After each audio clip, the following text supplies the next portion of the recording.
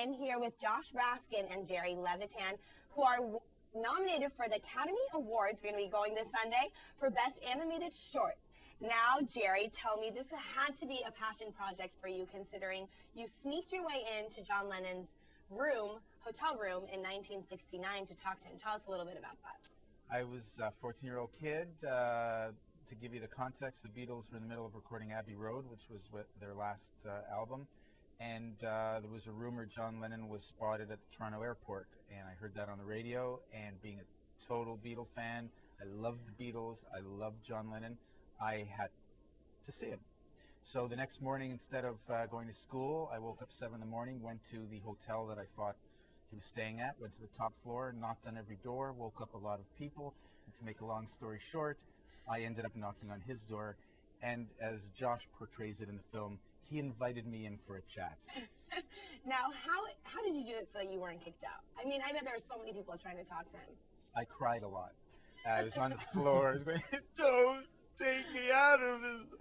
No, I had with me what is called the Two Virgins album. It's John and Yoko naked on the front and the back. And it was banned in Canada, banned in the United States, and I happened to have one. So I think the fact that I had that, as opposed to bringing Sgt. Pepper or one of the classic Beatle albums, made him like me right at that moment. Because in essence, the Beatles were breaking up and he was starting to do his own thing with Yoko. So I think that cut the ice. And then I had an idea after hanging with him for a bit in the morning. I actually walked by his bedroom when they were clearing the room, and he was trying to lift the big chest onto the bed, and he said, hey lad, come here, give me a hand. And I helped him push it up on the bed, and then I thought, as this was happening, nose to nose, I said, can I come back later with a tape recorder and do an interview about peace and the Beatles and bring it back to the school, let kids hear it? And he says, yeah, great. And basically, that's the essence. I had a tape recorder on the stage, and I pressed the button, and everybody was just staring and listening to it. But after that, basically, I didn't really let people listen to it. It was a very, in a weird way, a private thing for me, and I kept it basically in this yellow box that I still have, and I only really took it out after I met the brilliant Josh Raskin. So how did you two meet? Jerry was setting an old woman on fire in a dark alleyway behind my house, and I came out to throw. It's a crime here in the United States, Josh. Is it? It's not like in Canada. In Canada, we do that a lot. Really? You don't have Sunday Old Lady burning?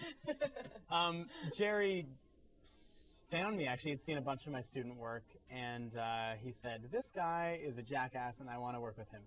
And so he found me, and he came at me with the idea of doing something with this incredible story, this amazing recording, which to me was like a friggin' dream come true, because I've been a Beatles fan since I fell out of my mom. And I grew up on John Lennon, and he's been a massive idol of mine since his pro back. Did you have an idea that you wanted to make this into a film from the time that you actually got the recording, or is this something that happened when you met him? No, I for years and years, people would talk to me about doing something, documentary, a film, buying my stuff, because I have all this other stuff, a home movie and things like that.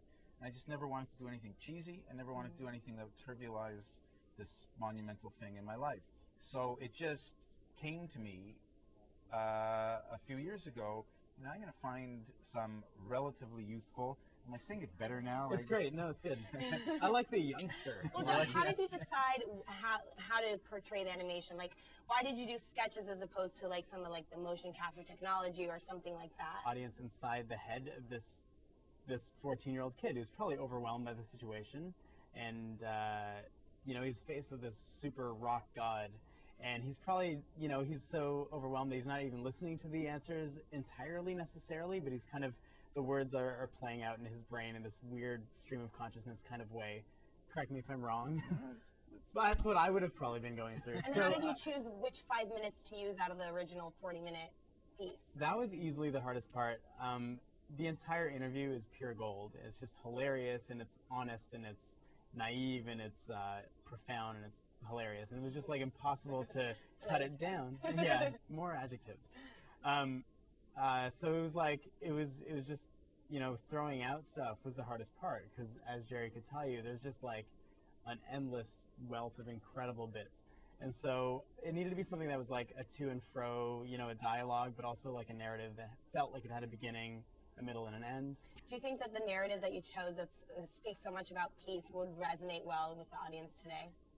For sure. I mean, we didn't want to be heavy-handed in terms of how we made the film, and we didn't want to tell people what to think or how to interpret John's words. And so, not interpreting the meaning as a whole let us leave room for the audience to draw their own conclusions. But, I mean, to us, the biggest reward is that people do hear it and think, damn, this actually sounds like shit that's going on right now. So that's what we think. And well, are you excited? It's your first nomination. You're going to go to the Oscars for the first time. That must be so overwhelming. Well, I won Best Picture of the Year. No, I didn't. But you could easily say that. Who are you looking forward to seeing? You know what? She's not nominated, but Jessica Alba. Okay. Totally. If I could just hang out with her for like 20 minutes, we'd be married in 40. Oh, well, okay. Josh, this is your lucky day. And stuff, Yeah, whatever. No problem there. It might be my child. Okay. This is your lucky day. Jessica. Josh is waiting for you. She'll just descend. Thank you guys so much for joining us. We wish you the best of luck on the Oscars. I hope you guys go get them with I Met the Walrus.